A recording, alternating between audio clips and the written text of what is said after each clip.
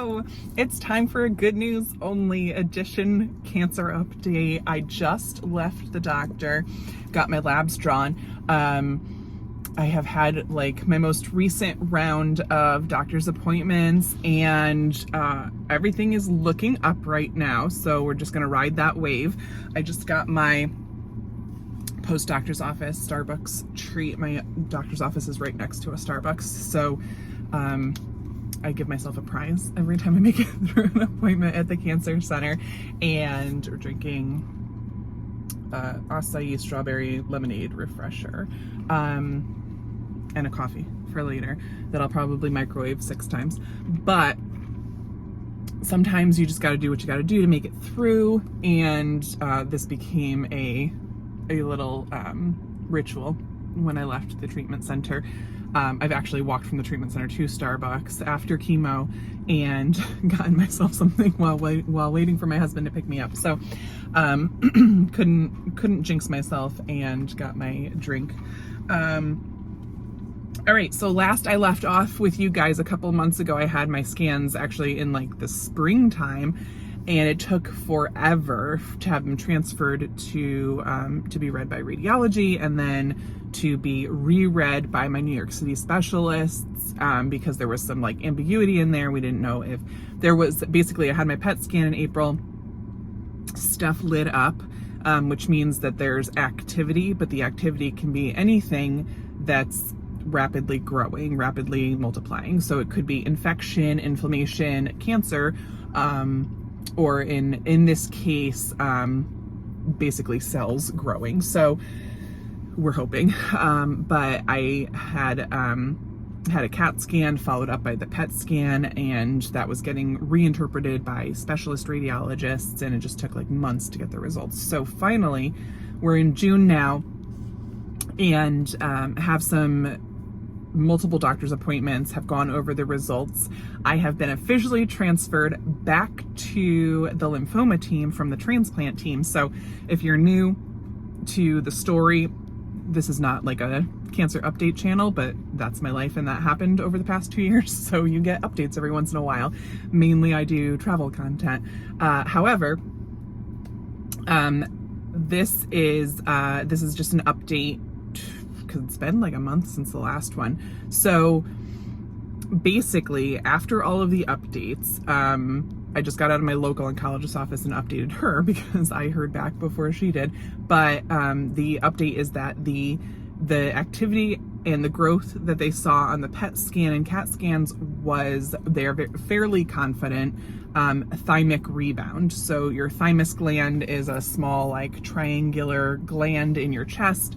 It was tricky for me because my chest is where a lot of the lymphoma tumors were, and the lymph nodes that just kind of gnarled up into large tumors, a lot of them were right there. So the fact that something lit up there was slightly alarming.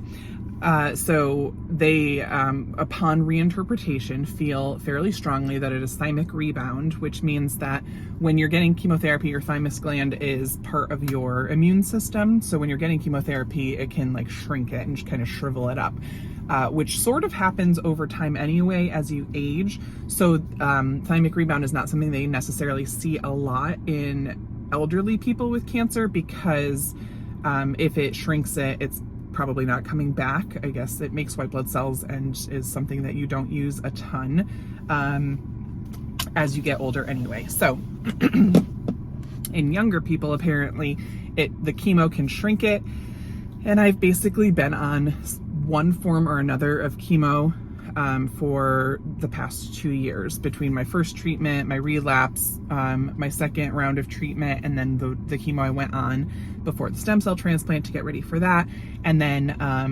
maintenance chemo after for a few months. So this was my first scan since being off of treatment for any duration of time, really. So my thymus gland is kind of like regrowing or growing back or coming back to life, however you want to look at it. And that can be rapid growth, and that can make it light up. So it looks, I guess, based on the shape and based on the fact that the places I had lymphoma did not light up, they're going with thymus rebounding, or thymic hyperplasia, I think is another word for it. It's not anything they feel like they need to do an invasive biopsy for or surgery for. They're just going to watch it, recheck things in 3-4 months-ish. So we'll have another round of scans then, sometime like late summer, early fall. And I might just go do them in New York because it would be easier and faster than waiting for the results to get relayed and back. Anyway, that's the cancer update right now. As far as symptoms go, I'm feeling pretty well. I did finally, after 3 years of avoiding it, have a battle with COVID in there, but I was able to get the Paxlovid, the antiviral medication, and things resolved relatively quickly. Side effects, neuropathy is still a thing. I did some acupuncture for it. I think it helped some, but it's also $100 a pop and not covered by insurance. So that's something that is on hold for right now.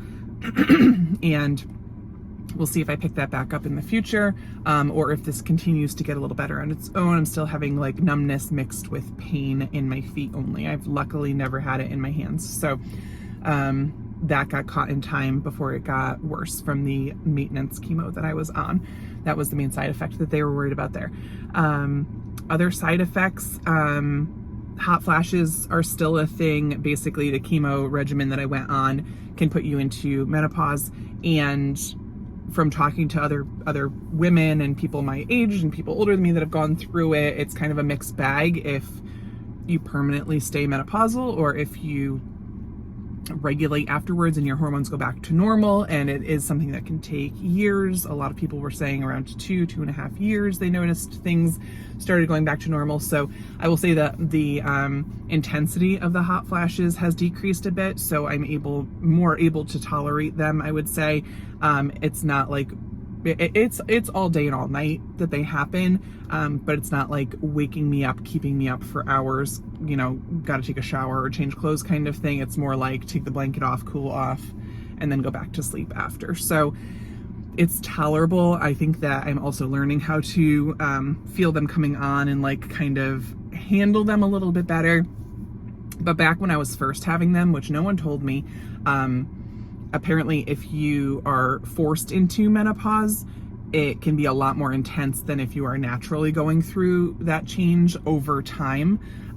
So it's kind of like all at once, your hormone levels are screwed and your body just doesn't know what to do. So that's why earlier in the journey, the hot flashes were like, I didn't know what to do. I felt like I was burning up from the inside, but it also came with these feelings of like high cortisol, like fight or flight, stress response. Like I just felt like, something bad was happening every time I had one. It wasn't just heat, it was like anxiety and stress and, I don't know, like that impending sense of doom that would come with them. It was very strange, and I had to like mentally calm myself down as well as physically, like I was sweating through everything. Now that bad feeling, that like emotional anxiety feeling doesn't come with them now. It's more just I'm uncomfortable. So they're more manageable now, and I'm hoping over time they will just fade away. Even if I am permanently in menopause, that's perfectly fine with me.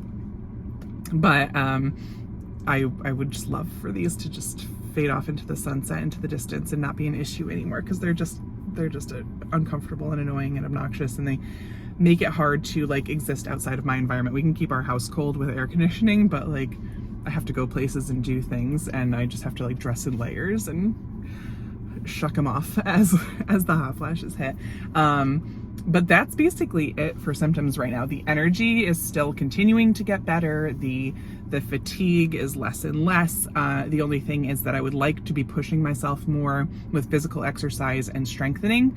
And because of the neuropathy in my feet and the pain that I get if I do too much, it's just kind of like a balancing act. We're still walking that tightrope. Other than that, the hair is still growing. I think it's curly, but I think it's starting to straighten out at the roots. My doctor said eventually it's just going to be straight and then curly on the ends, and it's going to look funky for the next year or so, but we're having fun while it's happening. But other than that, things have been good. I've been able to put some energy into my creative ventures. We just released a line of kids' travel journals, and in the final stages of the children's book coming out, the first book in the series coming out. So that's really exciting. And we also have the line of travel merchandise that has launched, the pop-up boutique that has launched. So I've been able to do a lot of the things that I've been like, oh, it'd be nice to get to that. And I've been able to like actually put the action steps into place to have the energy to see it through to actually coming out and being alive. So that's been really exciting. We traveled to the UK for 2 weeks and went around the British Isles. We did Northern Ireland, England, Wales, Scotland for 2 weeks, and that was really fun.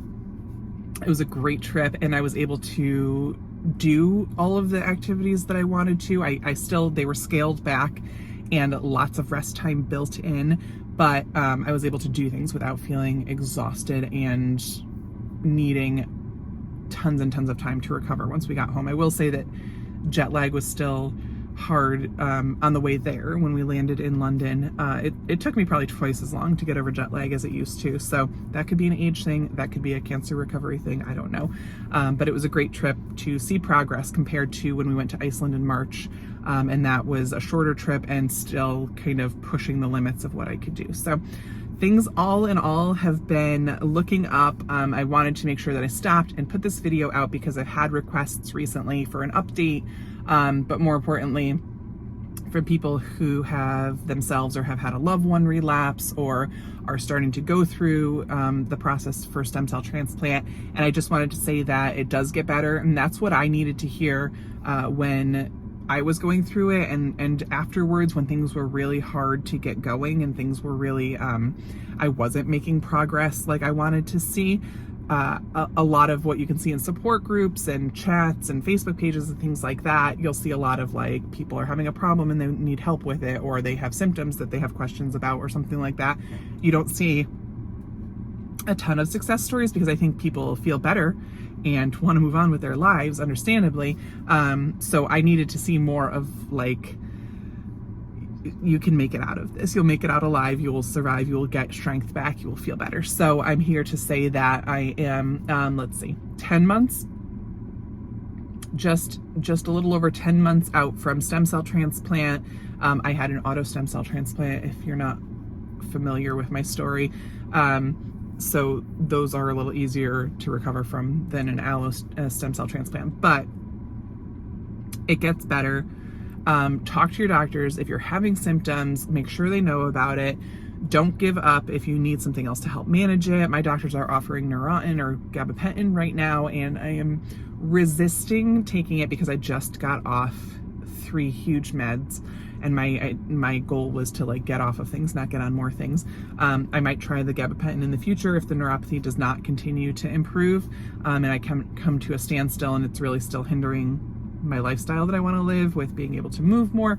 But I was able to come off Zyrtec, which I've been on for 8 years.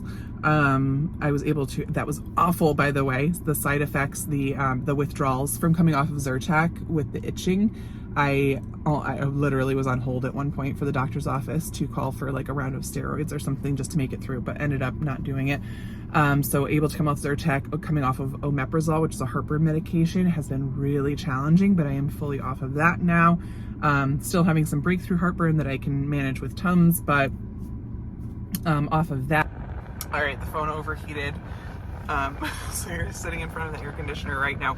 Hopefully you can still hear me okay, but wrapping this up, and also came off metoprolol, which being on chemo, my heart didn't love it, so it would go into SVT and AFib and had all kinds of fun. So I was on metoprolol to kind of quiet that down.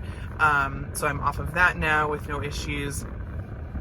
So overall, everything has been great. Looking up, I'm enjoying. I'm still in that phase where like I wake up and feel good and am just super excited to have a good day. So trying to maintain the slow living, the slow lifestyle, slow traveling, and not cram my life full of activities just because I have the energy to start doing things again, because I do still get burnt out quicker than I would like to.